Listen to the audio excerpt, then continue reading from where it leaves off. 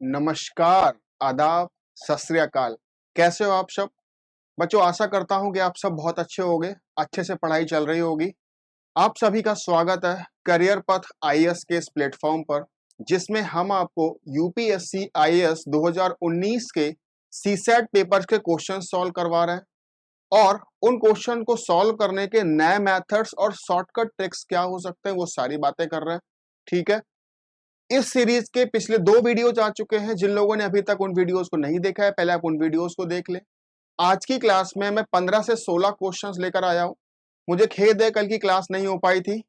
आज मैं कल वाले सारे क्वेश्चन और आज के सारे क्वेश्चंस, उन सभी क्वेश्चंस का सॉल्यूशन आपको इस वीडियो के माध्यम से दूंगा।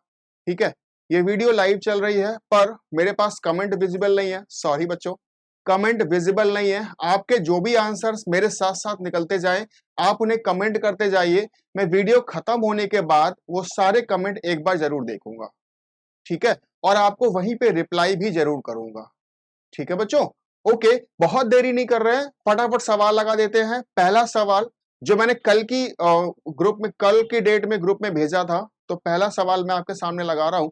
जो उस पेपर में जस्ट मिनट, ये क्वेश्चन गलत गया। हाँ, ये ठीक है।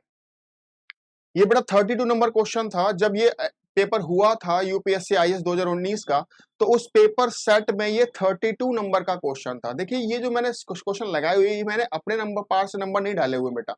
ये उस पेपर से जो मैंने क्वेश्चन निकाला है ना, तो उसमें 32 नंबर का क्वेश्चन था ये। ठीक है, तो वैसा ही नंबर इसमें अभी पड़ा हुआ है। ठीक है, मैं एक बार सवाल पढ़ देता हूं। सवाल में लिखा है, किसी विद्यालय में 60% विद्यार्थी क्रिकेट खेलते हैं। अच्छी बात है, आप सभी को पता है कि जो लोग होते हैं वो होते हैं 100%। इस 100% में से 60% जो लोग हैं वो क्रिकेट खेलते हैं। 60% लोग क्रिकेट खेलते हैं। बढ़िया।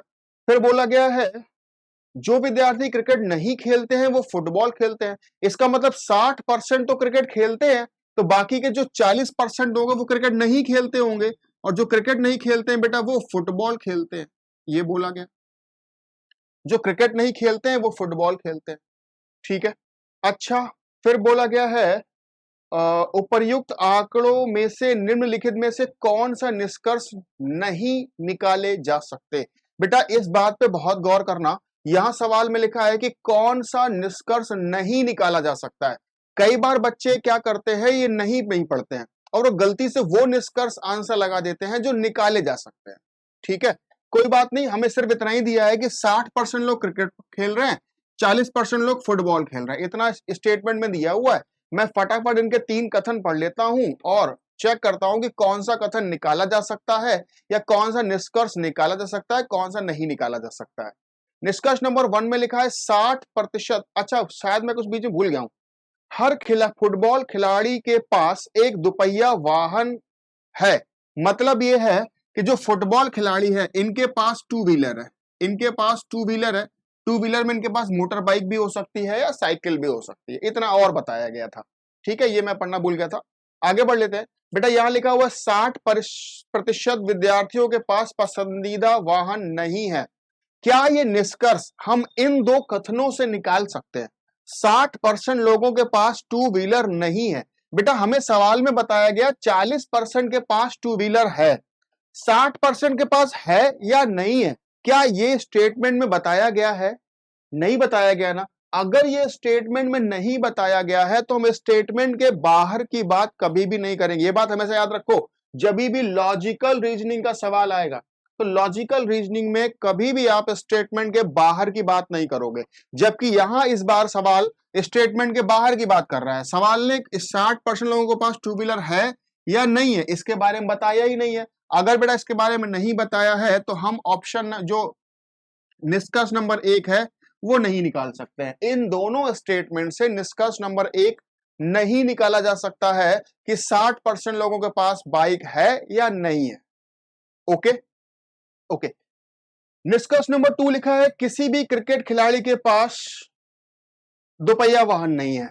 किसी भी खिलाड़ी के पास दोपहिया वाहन नहीं है, ऐसा जरूरी भी नहीं है बेटा। देखो, इनके पास है, इनके पास नहीं है, पर सवाल ने कहा किसी के पास नहीं है, इसका मतलब ये निष्कर्ष भी नहीं निकाला जा सकता है। ये निष्कर्ष भी गलत है। ठीक है, निष्कर्ष नंबर 3 को पढ़िए। क्रिकेट खिलाड़ी फुटबॉल सॉरी, क्रिकेट खिलाड़ी फुटबॉल नहीं खेलते हैं, जो क्रिकेट खिलाड़ी हैं वो फुटबॉल नहीं खेलते। हाँ, ये निष्कर्ष हम निकाल सकते हैं क्योंकि सवाल ने बोला हुआ है कि जो क्रिकेट नहीं खेलते वो फुटबॉल खेलते हैं। भाई जो क्रिकेट नहीं खेलते हैं वो फुटबॉल खेलते का मतलब क्या है? क्रिकेट, जो क्रिकेट खेलते हैं वो फुटबॉल नहीं खेलते होंगे, है ना? सीधी सी बात है बेटा। इसका मतलब निष्कर्ष नंबर 3 हम निकाल सकते हैं। तो हम आंसर क्या लगाएंगे बेटा? यहां लिखा हुआ है, देखो सवाल ने पूछा था कौन कौन से निष्कर्ष नहीं निकाल सकते हो। इसका मतलब आप 3 आंसर मत लगा देना बेटा, आपको लगाना है पहला निष्कर्ष नहीं निकाल सकते हैं, दूसरा निष्कर्ष नहीं निकाल सकते हैं। इसका मतलब ये 2 निष्कर्ष आप नहीं निकाल पा रहे हो, निष्कर्ष थर्ड आप निकाल सकते हो। ठीक है, इसका मतलब आप आंसर लगाओगे बेटा ए का मतलब है 1 एंड 2, फर्स्ट एंड सेकंड 2 निष्कर्ष हम नहीं निकाल सकते हैं, तीसरा निष्कर्ष हम निकाल सकते हैं बच्चों। ठीक है, इतनी सी बात है, बहुत आसान सा सवाल था, थोड़ा सा लॉजिक है बस और कुछ नहीं है। सवालों को ठीक से पढ़िए, थोड़ा सा प्रेजेंस ऑफ माइंड लगाइए, क्वेश्चंस के जवाब फटाफट हो जाएंगे। ठीक है, बिल्कुल भी टफ क्वेश्चंस एग्जाम में नहीं आते हैं, एग्जाम में बहुत इजी क्वेश्चन आते हैं, सिर्फ और सिर्फ आपके प्रेजेंस ऑफ माइंड पर बेस्ड क्वेश्चन होते हैं। ठीक है, इस क्वेश्चन में कुछ भी नहीं था, बस उसने चीजों को, बस थोड़ी सी लैंग्वेज को घुमाया। ठीक है, नेक्स्ट क्वेश्चन आपके सामने लगा रहे हैं, ये एक सीरीज का सवाल है। यहां में एक सीरीज लिखे, मैं सीरीज लिख देता हूं बेटा। यहां लिखा है सीरीज 132, 129, 124, अच्छा 117, 106, 93, 117, 106, 93 और x। सवाल ने पूछा है x का मान बताओ, ये x का वैल्यू बताओ क्या होगा। तो बड़ी आसान सी बात है, ये सीरीज देखो, आप अगर गौर से देखो तो नंबर घट रहा है, नंबर घट रहा है। अगर ये सीरीज में नंबर घट रहा है तो आप चेक कर लो, अच्छा देखो घट भी रहा है और बहुत तेज नहीं घट रहा है, धीरे धीरे घट रहा है। अगर नंबर धीरे धीरे घट रहा होगा तुम डिफरेंस निकाल लेंगे। सीरीज चैप्टर में मैंने आपको बताया हुआ है कि अगर नंबर बहुत तेज घटे, इसका मतलब मल्टीप्लाई या डिवाइड होकर नंबर घट रहा है। अगर नंबर धीरे धीरे घट रहा है, इसका मतलब है सिर्फ और सिर्फ वो माइनस हो रहा है, उसमें कुछ भी मल्टीप्लाई या डिवाइड नहीं हो रहा है। ठीक है, जैसे अगर मैं चेक करूं कि 132 और 129 में कितने का डिफरेंस आ रहा है बच्चे? 132 129 में 3 का डिफरेंस आ रहा है। अच्छा यहां देखोगे तो बेटा 5 नंबर घट गया, 3 माइनस 5। अच्छा यहां आपने देखा तो 124 से 117, 4 3 7 का डिफरेंस आ गया। अच्छा फिर देखा तो यहाँ -3 हुआ नंबर पहले, फिर -5 हुआ, फिर -7 हुआ, और फिर देखा तो 117 और 106, 117 और 106 माइनस में 11 हुआ। अच्छा फिर 106 और 193 बेटा माइनस में 13, ऐसे हो रहा है। ठीक है, अच्छा अब यहां भी बच्चों ने कई बार गलतियां कर दी, कई बच्चे गलत करके आ गए। बच्चे आपको क्या लग रहा है, ये 3 5 7 11 13 ऐसे लिखा हुआ है, तो बच्चों को लगा अच्छा 2-2 का डिफरेंस है। 2-2 का डिफरेंस, उन्होंने क्या किया, तुरंत यहां से 15 कम कर दिया, 93 में से 15 कम किया, 78 इस सवाल का आंसर लगाया। ठीक है, पर फिर उन्होंने देखा अच्छा 78 तो ऑप्शन में ही नहीं है, इसका मतलब कुछ ना कुछ गलत कर रहे हैं। तो बच्चे गौर से इस सवाल को देखो, यहां पे जो नंबर कम हो रहा है, यहां पे जो नंबर कम हो रहा है 3 5 7 9 13, सॉरी 9 नहीं है यहां पर, 3 5 7 11 13 है, मतलब 9 मिसिंग है। और 9 मिसिंग होने का मतलब है ये जो नंबर्स हैं बेसिकली प्राइम नंबर्स है, ये प्राइम नंबर्स घटा रहा है। मतलब 3 घटाया, 5 घटाया, 7 11 और 13, अब की बार क्या घटाएगा बेटा, ये 17 घटाएगा। 13 के बाद प्राइम नंबर क्या आता है, 17 आ जाता है। 13 के बाद प्राइम नंबर होता है 17। ठीक है, अगर आप 93 में से 17 घटाओ तो मेरे ख्याल से 76, 76 इस सवाल का सही उत्तर होगा, 76 इस सवाल का सही उत्तर है। ठीक है, आईएएस के पेपर में पूछा गया सवाल है और बहुत इजी है, आप देख रहे हो, बस थोड़ा सा प्रेजेंस ऑफ माइंड, फिर से मैं कह रहा हूं आपको प्रेजेंस ऑफ माइंड बहुत रखना पड़ेगा। वहां पर प्रेशर में अगर आप आ गए तो सवाल गलत करके आ जाओगे। आपको यहाँ पे 2-2 का डिफरेंस नहीं करना है बेटा, यहाँ पे 2-2 का डिफरेंस नहीं है, यहाँ पे जो डिफरेंस है वो प्राइम नंबर्स का है, 3 5 7 11 13 17। अगला जो डिफरेंस आएगा बेटा वो 17 का आएगा। तो 76, 93 में से 17 माइनस कर दोगे, 76 मतलब सी पार्ट इस सवाल का सही उत्तर हो सकता है। सी पार्ट इस सवाल का सही उत्तर है। बात समझ आ रही है क्या मेरी बच्चों? बहुत आसान सी बात होती है, सिर्फ और सिर्फ थोड़ा सा चीजों को घुमाया जा रहा है। ठीक है, नेक्स्ट क्वेश्चन। आप सभी लोग अपने अपने आंसर्स फटाफट कमेंट करते रहिए, क्योंकि आप ये सवाल पहले ही लगा चुके होंगे, क्योंकि मैंने ये क्वेश्चन आपको पहले से ही व्हाट्सएप ग्रुप में दिए हुए हैं। ठीक है, आपने इन क्वेश्चंस को घर में सॉल्व किया होगा। ठीक है, इसलिए जैसे ही क्वेश्चन आपके सामने आ रहा है आप अपना आंसर जरूर कमेंट करें। ठीक है, क्वेश्चन नंबर अगला है बेटा, ये भी एक सीरीज का ही सवाल। देखिए आप बेटा, सीरीज के 2 क्वेश्चन आ गए। 2019 के सेट ए में सीरीज के 2 क्वेश्चन थे, मतलब 2.5 और 2.5 5 नंबर की तो केवल सीरीज ही है ना। तो आप देखिए सीरीज कितना आसान होता है और बहुत चुटकियों में लगाया जा सकता है, और 5 नंबर का सीरीज आ रहा है। ठीक है, ये एक सीरीज आपको आईएएस बनाने के लिए अकेला काफी है। ठीक है, इसलिए गलतियां नहीं करें, कृपया सही से देखकर सॉल्व करें। मैं सीरीज लिख देता हूं बेटा, यहां पे लिखा हो 4 196 16 4 196 16 144 36 144 36 164 x 164 और x, आपको x का ही वैल्यू पता लगाना है, x का वैल्यू पता लगाना है।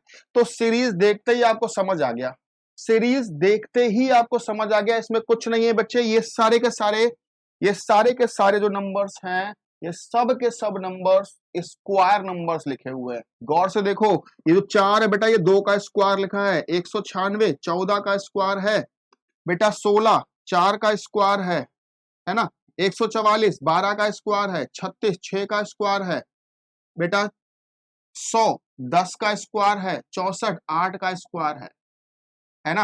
अब आपको बताना है आगे वाला नंबर क्या होगा, और ये सीरीज पढ़ाते वक्त मैं आपको पहले ही सिखा चुका हूं, जब भी सवाल स्क्वायर या क्यूब का आएगा, जब भी सवाल स्क्वायर या क्यूब का आएगा, तो आपको नंबरों में रिलेशन नहीं फाइंड करना है, आपको नंबर्स में रिलेशन फाइंड नहीं करना, क्योंकि बड़े स्क्वायर और क्यूब का अगर सवाल आया है तो आपको नंबरों से मतलब ही नहीं है, आपको मतलब है इन जो जिनका ये स्क्वायर लिखे हुए हैं, जिनका ये स्क्वायर है। आप बताओ, ये 2 का स्क्वायर, तो आपको 2 से मतलब है, 4 से मतलब नहीं है। 2 के बाद देखा जाए, अगर मैं सीरीज गौर देखो बेटा, ये सीरीज मुझे लगता है अल्टरनेट चल रही है, अल्टरनेट सीरीज है। 2 के बाद आया 4, 4 के बाद आया 6, 6 के बाद आया बेटा 8। ठीक है, यहां देखना बेटा, 14 के बाद आया है 12, मतलब -2 हुआ, 12 के बाद आया 10, मतलब -2 हुआ।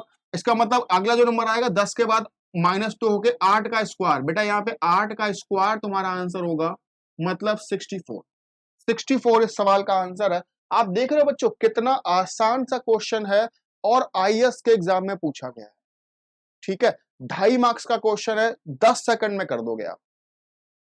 ओके, ठीक है, उम्मीद कर रहा हूं आपने कर लिया होगा। अगर समझ आ गया है तो कृपया हाँ लिखकर भेजें, है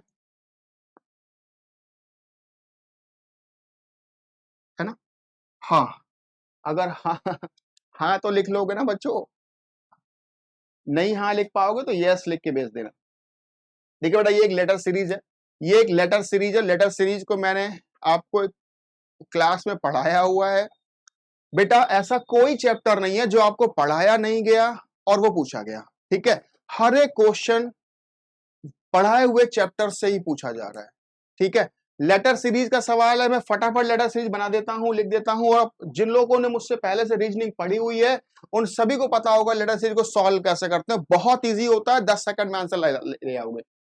ठीक है, मैं सीरीज लिख देता हूं बेटा, C dash A C A A dash A B A A dash B C dash B, है ना। ये सीरीज, ये एक लेटर सीरीज होती है बेटा। लेटर सीरीज को सॉल्व कैसे करते हैं मैं बता देता हूं। सबसे पहले आप क्या करोगे, इनके लेटर्स को काउंट करो, इवन जो खाली स्थान है ना ब्लैंक, इन ब्लैंक को भी काउंट करना है। तो 1 2 3 4 5 6 7 8 9 10 11 12 13 14 15, मैंने काउंट किया, इसके अंदर 15 लेटर्स है। मैंने बेटा काउंट कर लिया, इसके अंदर 15 लेटर्स है। अगर इसके अंदर बेटा 15 लेटर्स हैं, अगर इसके अंदर, मैं ऊपर लिख देता हूं, इसके अंदर अगर 15 लेटर्स हैं बेटा, तो 15 लेटर्स जब भी होंगे तो या तो इसको हम 3-3 लेटर्स में तोड़ेंगे, या तो बेटा हम इसको 5-5 के लेटर्स में तोड़ेंगे। ठीक है, इस सीरीज को या तो हम 3-3 के लेटर्स में तोड़ेंगे या 5-5 के लेटर्स में तोड़ेंगे। ठीक है, पहले मैं 5-5 में ही तोड़ लेता हूं बेटे। मैंने कहा ये 5 नंबर अलग होगा, ये 5 अलग होगा, ये 5 अलग होगा, ठीक है।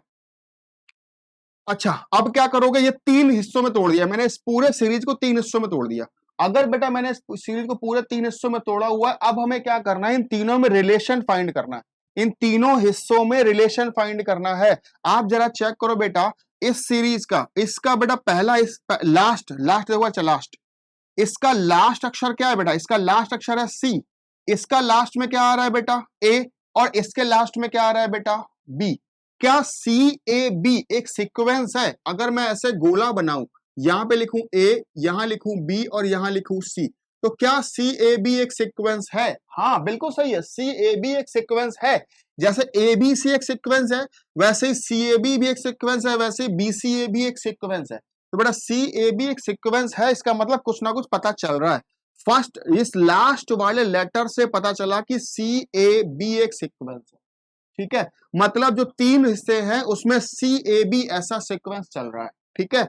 अब मैं ले लेता हूं बेटा फर्स्ट वाले को, तो फर्स्ट में यहां लिखा हुआ है सी, यहां लिखा हुआ है ए, यहां लिखा हुआ है सी, यहां लिखा हुआ है ए, तो मैं यहां पे एक बार बी भर के देख लूंगा, क्या सी ए बी सीक्वेंस यहां भी है ना, सी ए बी सीक्वेंस बेटा यहां पर भी है। अच्छा, अगर देखोगे तो बेटा यहां पर ए है, यहां पर बी है। अगर मुझे बताओ, सुनना बेटा, बी ए ए, फर्स्ट वाले को, फर्स्ट वाले को बी ए सी, बी ए सी, तो क्या सेकंड वाले चौको बेटा, सेकंड वाले को बी ए, क्या हम यहाँ पे सी नहीं भर सकते? क्या यहाँ पे सी नहीं भर सकते बेटा? तो हमारा इसका मतलब ये क्या बन रहा है, सी सी ए सी सी, ये तो कंप्लीट हो गया। अच्छा यहां चेक करो, अगर बेटा मुझे बताओ यहां डबल बार सी आया, यहां डबल बार ए आया, अगर यहां डबल बार सी आया, यहां डबल बार ए आया, तो क्या यहां डबल बार बी नहीं आएगा? या डबल बार बी आएगा? डबल सी, डबल ए, यहां blank, double A, double B, C double B, ऐसा आया। अच्छा आपने देखा तो सी ए बी सिक्वेंस पहले 2 अक्षरों में भी था, लास्ट के 2 अक्षरों में भी सी ए बी सिक्वेंस था, अब बीच वाले में पर सीक्वेंस अलग है, बीच में सीक्वेंस अलग है। बीच में बेटा सीक्वेंस में यहां पे क्या लिखा, ए, लास्ट में लिखा है सी, इसका मतलब सीक्वेंस है बेटा A B C, A B सी। अगर यहाँ ए है, लास्ट में सी है, तो बीच में क्या आएगा बेटा, बी आ जाएगा। इसका मतलब हमारा आंसर क्या आएगा, C B B B, C B B B, ये इस सवाल का सही उत्तर है, सी बी बी बी, ये इस सवाल का सही उत्तर है। लेटर सीरीज मैंने आपको कोर्स में पढ़ाया हुआ है, आप कृपया, आपको आता ही होगा। और जिन बच्चों ने अभी तक उस कोर्स को नहीं लिया है, अगर आप सीसैट का फुल कोर्स बैच लेना चाहते हो, जिसमें आपको concept plus shortcut tricks logic के साथ सिखाए जाएं, ठीक है, तो डिस्क्रिप्शन में आपको हमारे ऐप का लिंक मिल जाएगा, करियर पाथ ऐप का। ये जो लोगो आपको ऊपर दिख रहा है, इधर तरफ, हाँ सॉरी, लोगो जो आपको ऊपर दिख रहा है, इस लोगो को देखकर आप ऐप को डाउनलोड कर लीजिएगा, और वहां पे आपको सीसैट का फुल कोर्स बैच बहुत ही कम फीस में मिल जाएगा, ठीक है। अभी एक डिस्काउंट भी चल रहा है फर्स्ट 100 स्टूडेंट्स के लिए, लगभग 55 स्टूडेंट हो गए। फर्स्ट 100 स्टूडेंट्स के लिए एक ऑफर चल रहा है कि उन्हें 50% का डिस्काउंट मिल रहा है। 2400 रुपए की फीस है, आपको कोर्स पूरा का पूरा कोर्स सिर्फ और सिर्फ 1200 रुपए मिल जाएगा, ठीक है, जिसमें आपको मैथ्स, रीजनिंग, कॉम्प्रिहेंशन, हिंदी और इंग्लिश के दोनों, ये सब कुछ आपको उसी कोर्स के अंदर पढ़ाया जाएगा, ठीक है। चलो आगे बढ़ते हैं, नेक्स्ट क्वेश्चन लगा रहे हैं। देखिए डायरेक्शन का क्वेश्चन है बेटा। डायरेक्शन एक ऐसा चैप्टर है जो मोस्ट इंपॉर्टेंट चैप्टर है।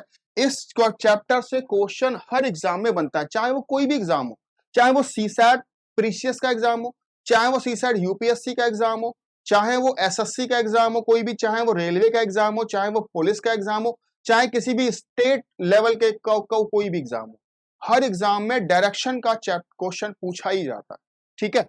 क्वेश्चन आपके सामने लिखा हुआ है, ए अपने घर से प्रारंभ करके पूर्व की ओर चलता है। अच्छा सभी को डायरेक्शन तो पता ही है बेटा, मैं एक बार पहले ही बता चुका हूं, ये है ईस्ट, यहां है वेस्ट, ये है नॉर्थ और यहां साउथ, ठीक है। सबसे पहले डायरेक्शन का जब भी सवाल होगा, डायरेक्शन का सवाल जब भी होगा तो आपको सबसे आखिरी लाइन पढ़नी बेटा, आखिरी लाइन। सवाल ने पूछा है दोनों कार्यालयों के बीच की दूरी। मैंने आपको बताया हुआ डायरेक्शन में 7 तरह के सवाल आते हैं बेटा, डायरेक्शन में 7 तरह के सवाल आते हैं, और केवल एक ही टाइप ऐसा है, चौथा टाइप, जिसमें आपको फिगर बनाना पड़ता है। बाकी के सारे सवाल बिना फिगर बनाए चुटकियों में सॉल्व कर सकते हो आप, ठीक है। और जो इसमें ये दूरी पूछी जाती है ना बेटा कि इन दोनों के बीच की दूरी बताओ, केवल यही एक ऐसा टाइप है जिसमें आपको फिगर बनाना पड़ता है। बाकी किसी भी टाइप में आपको फिगर बनाने की जरूरत नहीं है, आप क्वेश्चंस को चुटकियों में बिना फिगर के भी सॉल्व कर सकते हो। ठीक है, ओके, मैं सवाल पढ़ लेता हूं। सवाल ने कहा ए अपने घर से प्रारंभ कर पूर्व की ओर 20 मीटर चलता है, जहां उसका मित्र बी मिल जाता है। वे दोनों उसी दिशा में 10 मीटर आगे और चले जाते हैं। मैं साथ साथ फिगर बनाते रहता हूं बेटा। ए यहां पर था, पूर्व की ओर चला 20 मीटर, यहां पे बी मिल गया, फिर ये चला 10 मीटर और 10 मीटर और चला यहां से। ठीक है, अच्छा, फिर सवाल ने कहा 10 मीटर चलने के बाद ए बाईं ओर मुड़ जाता है, बी दाईं ओर मुड़ जाता है, और ए जाता है 2 मीटर, बी जाता है 8 मीटर। ए यहां से बाईं ओर मुड़ गया बेटा, 2 मीटर गया, और बी यहां से दाईं ओर मुड़ गया बेटा, 8 मीटर गया। ए 2 मीटर चला गया, बी 8 मीटर चला गया, यहां पर पहुंच गया है ए, यहां पर पहुंच गया है बी। ओके, अच्छा ठीक, आगे बोला गया है बेटा फिर बी बाईं ओर मुड़कर 4 मीटर चला, जिसके बाद अपनी दाईं ओर मुड़ा, 5 मीटर चला और कार्यालय पहुंच गया।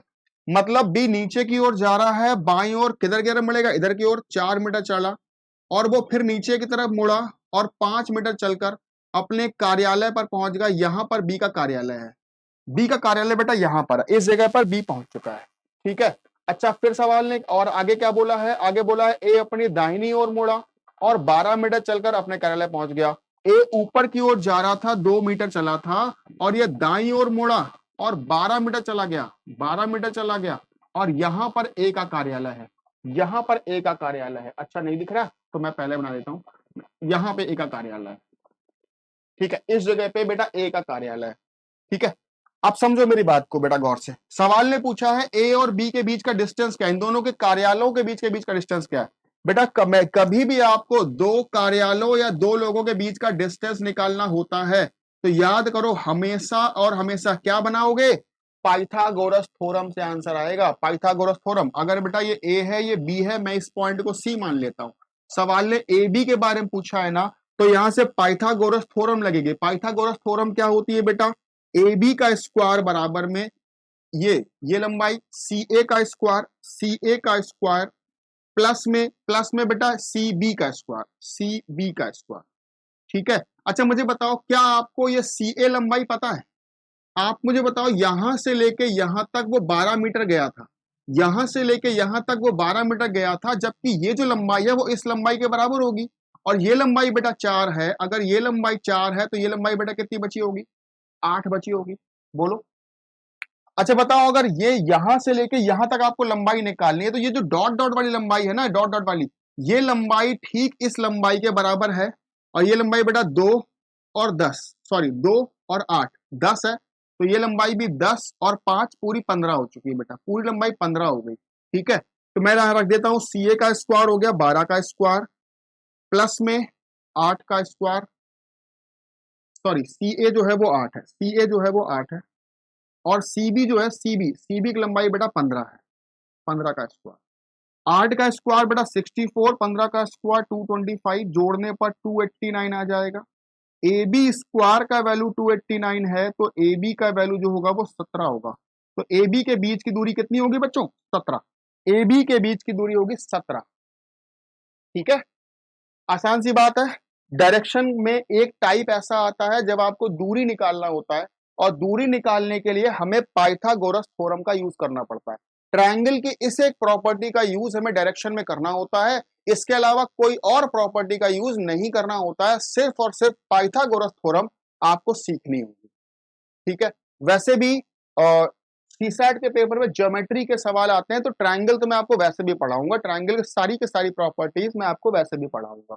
ठीक है, ओके, नेक्स्ट क्वेश्चन आपके सामने लगा रहे हैं। देखिए बहुत ही आसान सवाल है, कैलेंडर का एक सवाल हमने लास्ट क्लास में भी किया था, और इस क्लास में भी एक कैलेंडर का सवाल आ गया, इसका मतलब कैलेंडर के 2 सवाल हो गए, कैलेंडर के 2 सवाल हो गए बेटा, कैलेंडर के 2 सवाल हो गए, है ना, और डायरेक्शन के भी 2 सवाल हो गए, एक सवाल हम पहले भी कर चुके हैं। तो आप देख रहे हो 2 सवाल डायरेक्शन के, 2 कैलेंडर के, 2 सीरीज के, 15 को नंबर तो आपके यहीं से आ गए। 15 नंबर तो यहीं से आ गए। और देखो सवाल कितना आसान है, ये हमारी क्लास का सवाल है, इस सवाल में क्लास में करे हुए हैं।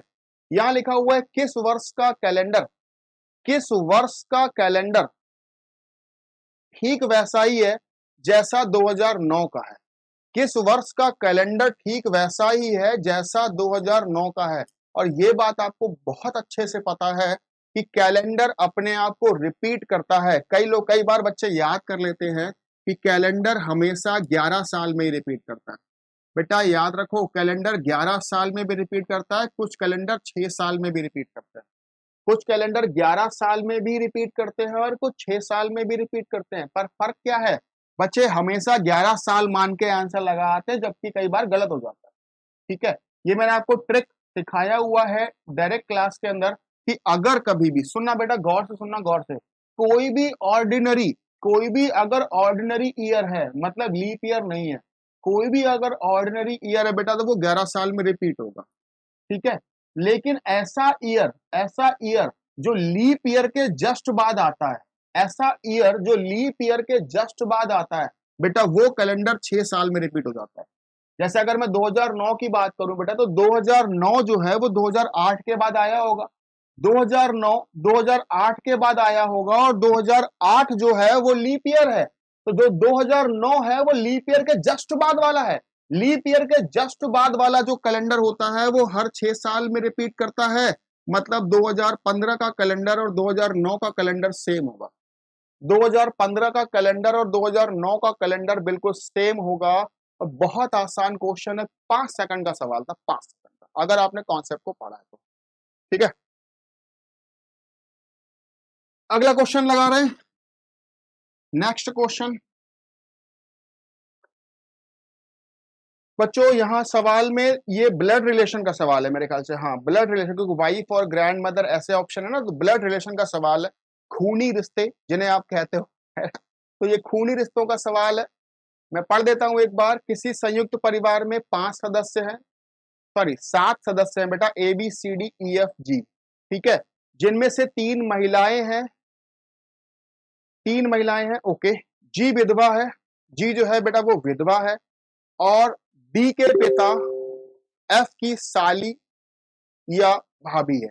पहले मैं इतना बना लेता हूं, डी के पिता, तो बेटा डी के पिता, अगर डी के पिता आपको बनाना होगा, देखो ब्लड रिलेशन में आपको सिखाया हुआ है बेटा। मैं बता देता हूं कुछ चीजें। अगर आपको किसी को मेल लिखना है तो मेल के लिए हम ट्रायंगल बना देंगे। सर्किल का मतलब होगा, इस सर्किल का मतलब होगा फीमेल, सर्किल का मतलब होगा फीमेल। ठीक है, इक्वल टू का मतलब होगा सेम जनरेशन, भाई भाई, भाई बहन, बहन बहन। ठीक है, मतलब सेम जनरेशन की बात हम यहाँ पर करेंगे। अच्छा अच्छा, इक्वल टू के साथ अगर मैंने डबल एरो लगाया तो इसका मतलब होगा husband and wife, husband and wife. ठीक है, इसका मतलब बेटा होगा हस्बैंड वाइफ। और एक नीचे की तरफ अगर एरो मैंने बनाया, तो नीचे की तरफ एरो का मतलब बेटा होता है जनरेशन गैप। नीचे की तरफ एरो का मतलब होता है जनरेशन गैप। ठीक है, और हम क्या करेंगे, इन 5 सिंबल्स से इन 5 सिंबल से एक फैमिली ट्री तैयार करेंगे और सारे सवालों के जवाब उस फैमिली ट्री से देंगे। ठीक है, इन 5 सिंबल से फैमिली ट्री बना देंगे। कैसे बनाओगे बेटा, समझो। यहां लिखा है डी के पिता एफ, मतलब जो एफ है बेटा, एफ वो डी का पिता है। पिता का मतलब मेल होगा, पिता का मतलब बेटा मेल होगा। अगर पिता का मतलब मेल होगा तो डी जो होगा वो डी और एफ में एक जनरेशन का गैप भी होगा। बेटा डी जो एफ है वो डी का पिता है, एफ डी का पिता है। अगर एफ डी का पिता है तो दोनों में एक जनरेशन का गैप है। ठीक है, डी के पिता एफ। अच्छा, जी जो है बेटा वो या तो एफ की साली है या भाभी है। साली का मतलब हो गया इसकी पत्नी, साली का मतलब हो गया बेटा इसकी पत्नी की बहन, साली का मतलब हो गया बेटा इसकी पत्नी, एफ की पत्नी की बहन, इसकी साली हो गई बेटा जी, ऐसे बोल सकते हो। या एक और फिगर हो सकता है कि एफ की भाभी है। अगर एफ की भाभी होगी, भाभी का मतलब होता है भाई की पत्नी, तो मतलब एफ का कोई भाई होगा जिसकी पत्नी जी होगी, एफ का कोई भाई होगा जिसकी पत्नी जी होगी। लेकिन याद रखना इसका जो भाई है वो है नहीं, वो मर चुका है, क्योंकि सवाल ने बोला है जी विधवा है ना। सवाल ने कहा है कि जी विधवा है, इसका मतलब जो है इसका भाई होगा वो नहीं होगा, जी होगी, जी इसकी भाभी होगी। ऐसे 2 केस हो सकते हैं, एक तो ये केस हो सकता है, एक तो ये केस हो सकता है। दोनों में से कोई एक केस हो सकता है। अच्छा, फिर सवाल ने बोला है बेटा बी और डी एक ही माता पिता के संतान हैं, तो बेटा बी और डी एक ही माता पिता के संतान है, मतलब दोनों भाई भाई या भाई बहन या बहन बहन हो सकते हैं। बी और डी एक ही माता पिता, बेटा यही माता पिता है ना, ये माता पिता है, ये दोनों संतानें हैं बी और डी। अच्छा जी, आगे बढ़ लेते हैं। ए बी की पुत्री है, बेटा बी की एक और पुत्री है बेटा ए, जनरेशन गैप बनाया, पुत्री का मतलब फीमेल, पुत्री का मतलब फीमेल, ठीक है। सी का, एक मिनट, सी बी के रिश्ते में या तो चचेरा, ममेरा, फुफेरा, मौसेरा भाई लगता है। अच्छा, जो सी है ना वो बी का या तो चचेरा, ममेरा, मौसेरा भाई लगता है, इसका मतलब जो सी है वो या तो यहाँ इसकी इसका पुत्र है, या तो बेटा सी इसका पुत्र, दोनों ही केस में इसका चचेरा ममेरा भाई भाई लग जाएगा, ठीक है।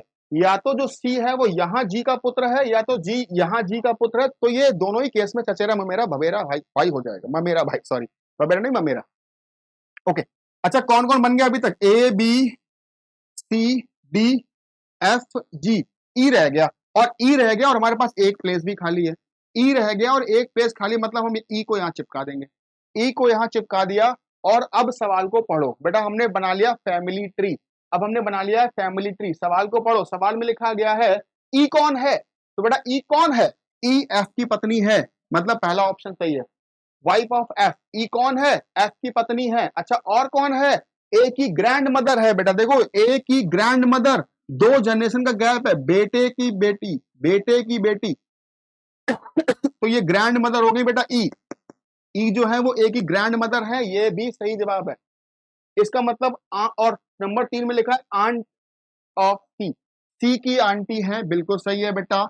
या चाहे आप यहां से ले लो, बहन, सॉरी माँ की बहन, सी की माँ की बहन भी इसकी आंटी है, या यहां से ले लो बेटा, इसने पिता के भाई की पत्नी भी आंटी है, ठीक है। तो दोनों तरफ से आंट लग रहा है, इसका मतलब तीनों, तीसरा वाला भी सही है। इसका मतलब मैं कह सकता हूं फर्स्ट, सेकंड और थर्ड तीनों ही इसके जो निष्कर्ष हैं वो सही है, ठीक है। तो हम लगाएंगे option number D, option number D blood relation का सवाल है। और याद रखो बेटा, ब्लड रिलेशन में हम क्या करते हैं, फैमिली ट्री बनाते हैं। जब आप फैमिली ट्री बनाते हो तो गलतियां होने के चांसेस कम हो जाते हैं। आप बिल्कुल भी उस मेथड पे मत जाना कि प्लस माइनस गुणा और ऐसे लगा देते, बगल बगल में लिखते रहते हो, अगल बगल में मत लिखो। अगर आपको भाई बहन लिखना है तो इक्वल टू लगा के लिखो, ताकि आपको हमेशा याद रहे कि ये भाई बहन है। जनरेशन गैप का मतलब होगा पुत्र या पुत्री, ठीक है, या पिता, यहाँ मतलब पिता और पुत्र में एक जनरेशन गैप होता है, पिता और पुत्र में एक जनरेशन का गैप होता है बेटा, दादा और पोते में 2 जनरेशन गैप होता है, ठीक है। तो generation gap, equal to, male female, ये सब बनाना बहुत जरूरी है ताकि क्वेश्चंस के जवाब गलत ना हो, ठीक है। ओके, मैं मिटा रहा हूं, देख लेता हूं इस पर कोई और क्वेश्चन तो नहीं है। क्वेश्चन नंबर 74, नहीं इस पर नहीं है। ये बॉडमास रूल पर बेस्ड एक सवाल आया हुआ और बेहद आसान है, बेहद आसान क्वेश्चन, ठीक है। सवाल पढ़ता हूं बेटा, यहां लिखा हुआ है डॉलर का मतलब है डिवाइड, भाई डॉलर का मतलब है डिवाइड, और क्या लिखा है, एट द रेट का मतलब है मल्टीप्लाई, एट द रेट का मतलब है मल्टीप्लाई, ओके। हैज का मतलब है माइनस, हैज का मतलब है माइनस, और क्या बोला गया है, और बस 3 ही बातें करी गई है, ठीक है। और सवाल ने कहा है 10 has 5, 10 has 5 at the rate 1, at the rate $1, ठीक है, का मान बताओ क्या होगा। तो बहुत ही आसान सी बात है, जो जो सिंबल बताए गए वो पुट करवा दो बेटा। तो 10 हैश का मतलब होता है -5, एट द रेट का मतलब है मल्टीप्लाई 1, और डॉलर का मतलब है बेटा डिवाइड 5। तो आपको बॉड मास रूल तो पता ही है बेटा, बॉड मास रूल नहीं पता है क्या, बॉड मास रूल। सबसे पहले हम ब्रैकेट सॉल्व करते हैं, फिर ऑफ सॉल्व करते हैं, then divide, then multiply, then addition, then subtraction. But सबसे पहले आपको क्या करना पड़ेगा, यहाँ पे एडिशन, सॉरी डिवाइड, सबसे पहले आपको डिवाइड करना पड़ेगा। तो डिवाइड कर दो भाई, यहाँ से आएगा 1/5, और 1/5 का गुणा जब आप 5 में करोगे, देखा ऐसे आएगा बेटा 5 × 1/5, ऐसे आएगा, 5 से कट जाएगा बेटा, आंसर 10 - 1 9 आ जाएगा, 10 - 1 9 इस सवाल का आंसर है। ठीक है, बेहद ही आसान क्वेश्चन बेटा, बेहद ही आसान सा क्वेश्चन था, बेकार का सवाल है। उम्मीद कर रहा हूं आप सभी को मेरी बात समझ आ रही होगी, अभी तक सब के सब जुड़े होंगे। ठीक है, 3-4 लोगों के नाम मुझे याद है, मैंने कल की क्लास या परसों जो क्लास हुई थी मैंने उसमें देखा था कि कौन कौन लाइव जुड़ गया था। ठीक है, विनय लाइव जुड़े थे, सुजाता लाइव जुड़ी थी पिछली बार, आशीष जी भी थे, जयवीर जी भी थे। ठीक है, 3-4 लोग और थे, मुझे सबके नाम याद नहीं है। उम्मीद कर रहा हूं आज भी आप लोग होंगे और अपने आंसर्स दे रहे होंगे। ठीक है, मैं अगला क्वेश्चन एक और आपके सामने लगा रहा हूं। ओके, ये क्वेश्चन मुझे साफ साफ विजिबल नहीं है, मैं मोबाइल में पढ़ लेता हूं। यहां लिखा है किसी 5 मंजिला इमारत को जिसके 1 से 5 तल है, मतलब 5 तल है। ठीक है, 4 विभिन्न रंगों का इस्तेमाल किया गया है, एक तल को रंगने में सिर्फ एक ही रंग का इस्तेमाल किया गया। ओके बेटा, मैं बना देता हूं बिल्डिंग। ये देखो बिल्डिंग बन गई, बिल्डिंग 5 तल हैं, 1 2 3 4 5।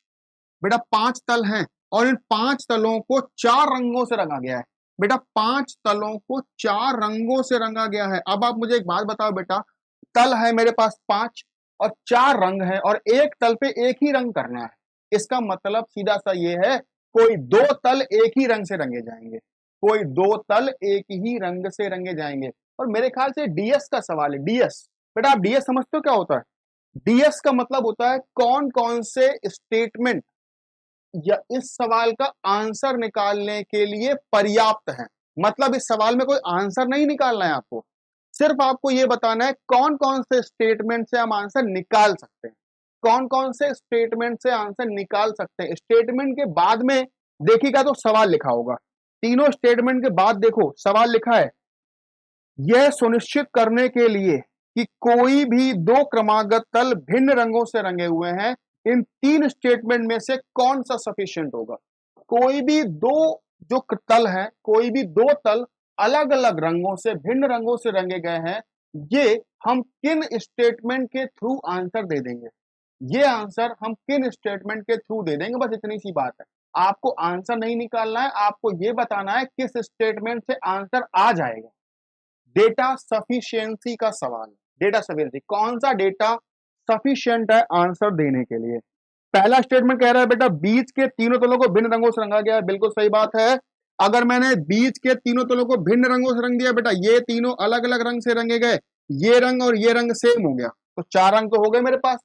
ये 3 अलग अलग रंगों से रंगे गए, तो मुझे बताओ क्या आप इस स्टेटमेंट से ये बता लोगे कि कौन कौन से 2 तल हैं जो भिन्न रंगों से रंगे गए? हाँ बता सकते हैं बेटा, अगर ये तीनों भिन्न रंगों से रंगे गए तो ये भी दोनों अलग अलग रंगों से होंगे लगातार, और ये दोनों भी लगातार अलग अलग रंगों से होंगे, ये भी अलग अलग रंगों से, ये भी अलग रंगों से होंगे। मतलब ये है कि इस फर्स्ट स्टेटमेंट से हम ये बता सकते हैं कौन से ऐसे 2 तल हैं जो अलग अलग रंगों से रंगे गए हैं। बिल्कुल सही है, हम यहां से आंसर बता सकते हैं। सिर्फ आपको इतना ही बताना है कि आंसर बता सकते हैं कि नहीं, इतना बताना है। मतलब फर्स्ट स्टेटमेंट जो है वो सही है, first statement is sufficient to achieve the answer. ठीक है, नेक्स्ट स्टेटमेंट पढ़ लेते हैं बेटा। अगला स्टेटमेंट यहां पर है, दूसरे और चौथे को भिन्न रंग से रंगा गया।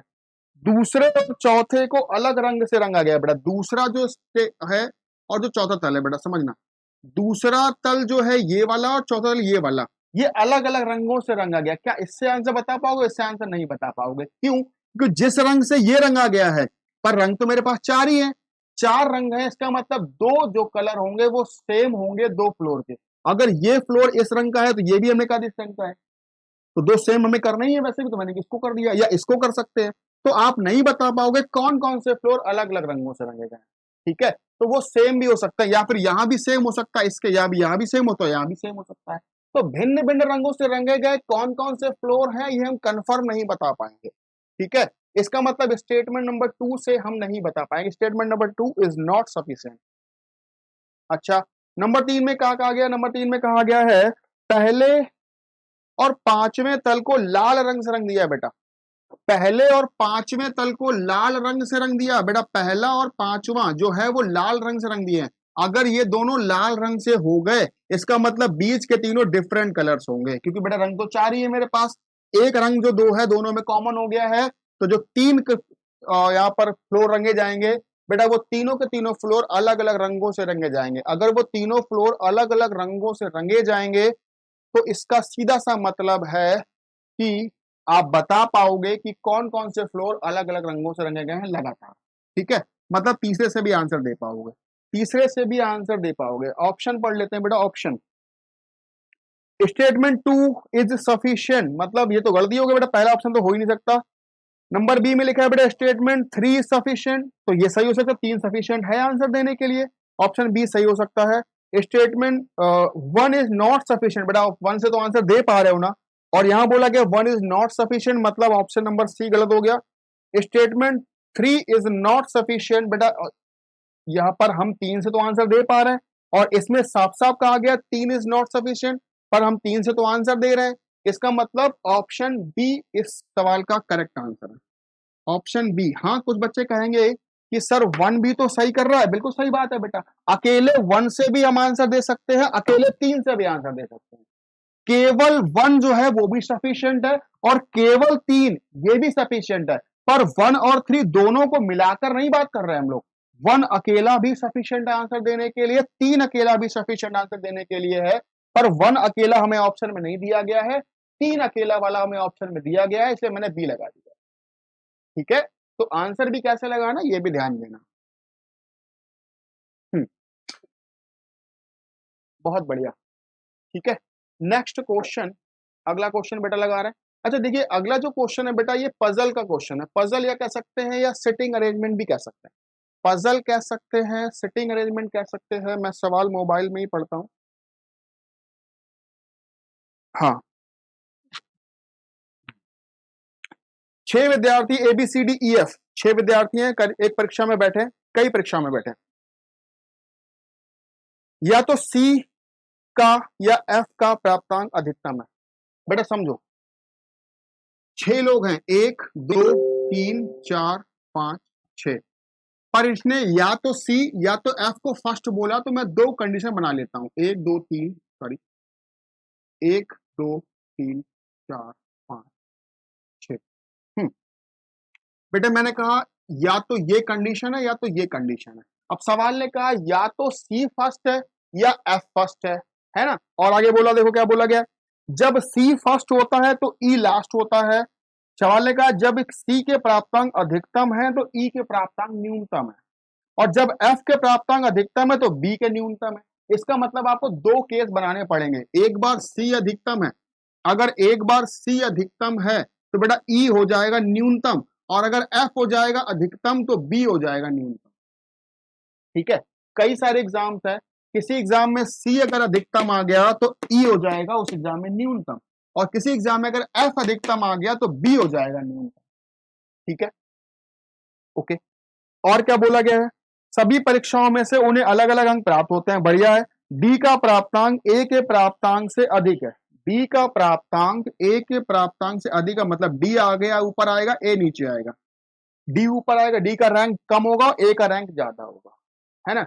डी का प्राप्तांक ए के प्राप्तांक से अधिक है, और वे निकट प्रतिस्पर्धी है, निकट प्रतिस्पर्धी का मतलब होगा क्लोज पार्टिसिपेंट, अगर ये क्लोज पार्टिसिपेंट होंगे मतलब इनके बीच में कोई नहीं आएगा, डी जस्ट ऊपर होगा ए के, निकट प्रतिस्पर्धी है मतलब क्लोज पार्टिसिपेंट है, इनके बीच में कोई नहीं आएगा। ओके, ए का प्राप्तांक बी के प्राप्तांक से ज्यादा है, ए का प्राप्तांक बी के प्राप्तांक से ज्यादा, बी आ गया नीचे भाई, बी आ गया नीचे, बी आ गया नीचे, और क्या बोला है, सी का प्राप्तांक ए से ज्यादा, तो बेटा सी ए से ऊपर आएगा, सी ए से ऊपर आएगा। अच्छा ये इसका यूज हम बाद में करेंगे, देखो ये 4 प्लेस है, 4 कहीं ना कहीं 3 लोग यहाँ पर है, एक कहीं और आपको एडजस्ट करना पड़ेगा। ठीक है, मेरे पास लोग हैं बेटा ABCDEF, ये 5-6 लोग हैं ना। हाँ, तो ये कंडीशन आपको अलग से दी गई है और इनके बारे में बताया गया, इतनी ही स्टेटमेंट में सवाल में बात करी गई है, सवाल के स्टेटमेंट में इतनी ही बात करी गई। अब मैं सवाल पढ़ लेता हूं। सवाल ने कहा है बेटा यदि F योग्यता क्रम के दूसरे स्थान पर आता है तो B का स्थान क्या है, तो बड़ी आसान सी बात है, सवाल ने कहा F दूसरे पे आता है, अगर F दूसरे पे आएगा तो मुझे बताओ, पहला ये जो सेकंड वाला कंडीशन है ये खराब गड़बड़ गड़बड़ हो गया, ये गलत हो गया, अगर एफ दूसरे पे आएगा तो सवाल नंबर इस स्टेटमेंट नंबर 2 में तो बोला, इसमें तो बोला गया है बेटा कि एफ फर्स्ट है, इसका मतलब अगर फर्स्ट होगा, अब अगर सेकंड पे आएगा तो ये फर्स्ट नहीं हो सकता, मतलब ये वाला जो स्टेटमेंट था वो गलत हो गया। इसमें करो, मैंने कहा एफ दूसरे प्लेस पर आ गया, अगर एफ दूसरे पर आएगा, अच्छा मुझे बताओ 1 2 3 जगह बची, सी पहले से आ चुका है, कौन कौन हमारे पास दिख रहा है तुम्हें, डी बी ए, तो बेटा डी ए बी यहां सेट हो जाएंगे ऑटोमेटिक। अगर एफ दूसरे पे आ गया मतलब ये वाली कंडीशन नहीं लगेगी बेटा, कंडीशन नंबर 1 लगेगी, ठीक है। और एफ फिल हो गया, डी ए बी यहां फिल हो गए। सवाल ने पूछा बेटा बी का स्थान क्या होगा, तो बेटा बी का स्थान जो है वो 5वां है, बी का स्थान 5वां है, 5वां बी का स्थान है, मतलब थर्ड पार्ट सी पार्ट उत्तर लगा दोगे, 5वां स्थान बी का है मतलब आप सी पार्ट आंसर लगा दोगे। समझ पा रहे हो, समझ पा रहे है ना। नेक्स्ट क्वेश्चन देखो बेटा, नेक्स्ट क्वेश्चन कह रहा है यदि b का प्राप्तांक न्यूनतम हो तो c का स्थान क्या है। यदि b का प्राप्तांक न्यूनतम हो, बेटा b का प्राप्तांक न्यूनतम कहां है, सेकंड कंडीशन में है, मतलब अब की बार आपको सेकंड कंडीशन लगाना होगा, फर्स्ट वाला नहीं लगाना होगा। सवाल ने कहा b का प्राप्तांक न्यूनतम है, अगर b न्यूनतम रखना है तो आपको सेकंड कंडीशन में आना पड़ेगा, क्योंकि सवाल ने कहा है f फर्स्ट होगा तो b लास्ट होगा, और सवाल में बोला गया बी लास्ट है, अगर बी लास्ट है तो ये वाला कंडीशन लगाना पड़ेगा। अच्छा ये आपको फिल करने चारों, अच्छा ये चारों फिल करने के लिए आप ऐसा भी कर सकते हो, बी नीचे आ चुका है बी, तो आप ऐसा भी कर सकते हो ए बी सी, ऐसे फिल कर दो आप बेटा, ए डी सी ऐसे, मैं ब्लैक से फिल करता हूं, ए डी सी ऐसे फिल कर दो, ई को यहां जो बचा वो यहां फिल कर दो, ऐसा भी हो सकता है, या फिर बेटा बी नीचे रखा हुआ है, ई को यहां फिल कर दो, ए बी सी ऐसा भी हो सकता है, और एफ ऊपर आ गया, मतलब सी का प्लेस तीसरा भी हो सकता है, सी का प्लेस दूसरा भी हो सकता है, सी का प्लेस तीसरा भी हो सकता है और दूसरा भी हो सकता है। इसका मतलब ऑप्शन नंबर डी लगाएंगे, ऑप्शन नंबर डी, जो सी का प्लेस है वो दूसरा भी हो सकता है और तीसरा भी हो सकता है, ठीक है। दूसरा या तीसरा में से कोई एक सी का प्लेस होगा, दूसरा या तीसरा में से कोई एक सी का प्लेस होगा। ओके बच्चों, ठीक है, उम्मीद कर रहा हूं आप यहां तक समझ गए होंगे। अच्छा अगला क्वेश्चन पढ़ ले रहे हैं, अगला क्वेश्चन लिखा हुआ है, सेम ही बेटा इंफॉर्मेशन है, सेम इंफॉर्मेशन पर अगला सवाल दिया गया है। क्या सवाल है, यदि ई का योग्यता क्रम तीसरा हो, यदि ई का योग्यता क्रम तीसरा हो, चलो कोई बात नहीं मैं इसको मिटा देता हूं,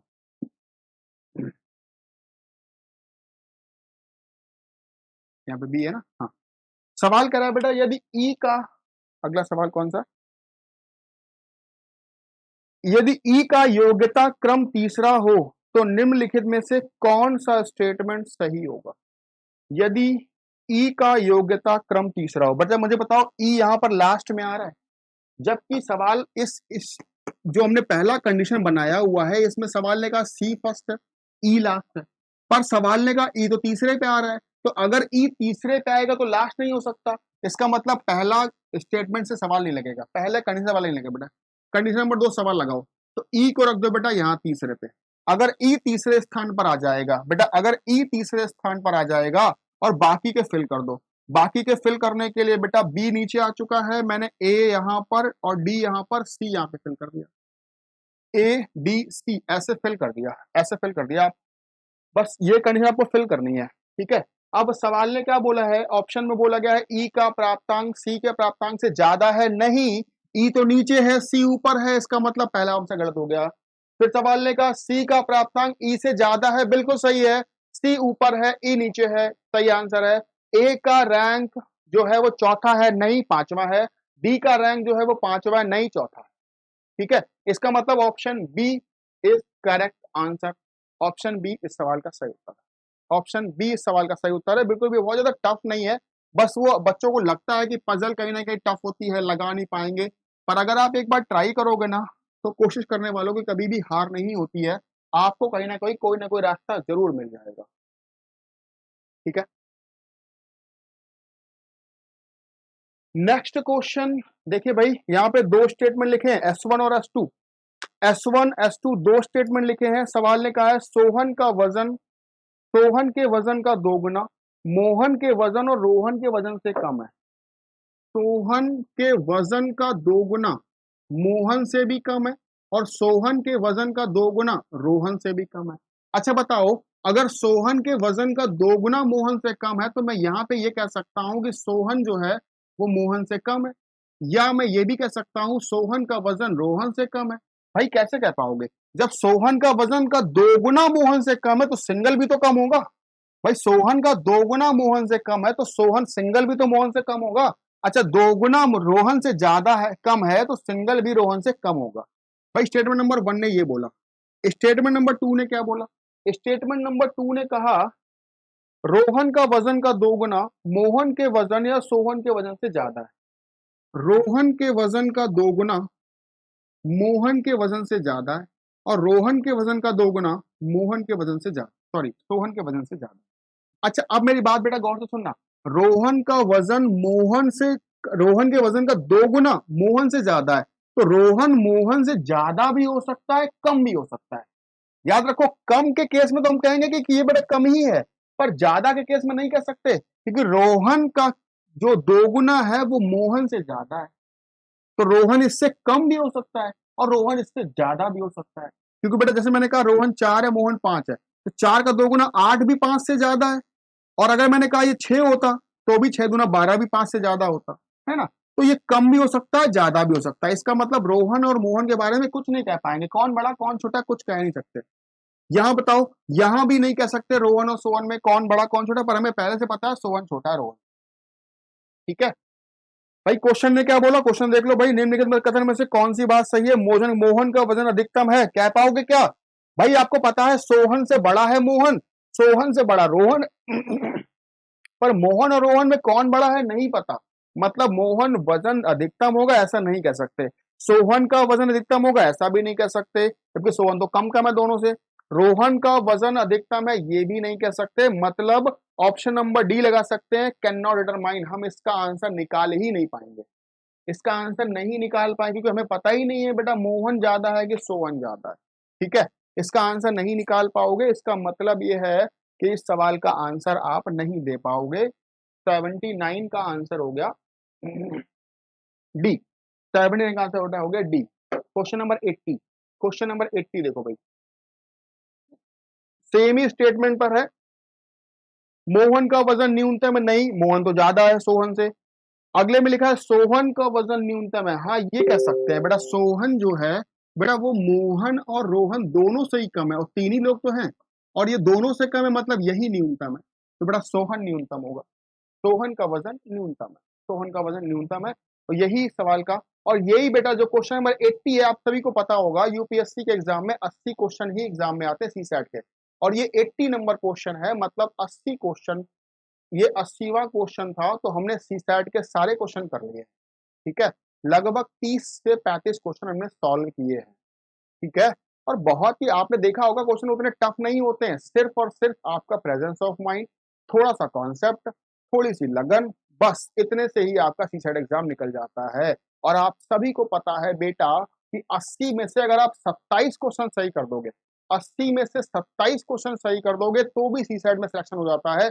हमने तो 30 सही कर दिए है ना, तो बच्चे सिलेक्शन पक्का है, क्योंकि सी सेट में आपको 30 मार्क का नहीं बनना है, आपको केवल उतने ही क्वेश्चन सही करने हैं जितने में आप पास हो जाओ। ठीक है, बहुत ज्यादा क्वेश्चन आपको अटेम्प्ट ही नहीं करने, छोड़ने ज्यादा है, अटेम्प्ट कम करने। ठीक है, तो बच्चों आज के लिए इतना ही है, धन्यवाद है आप सभी का। आशा कर रहा हूं आप सभी को बातें समझ आ रही होंगी। फिर से कह रहा हूं, अगर आपको सी सेट का कोर्स लेना है, डिस्क्रिप्शन में आपको लिंक मिलेगा ऐप का, उस ऐप के लिंक से ऐप डाउनलोड करो और उस पर कोर्स जाके परचेज करो। ठीक है, धन्यवाद।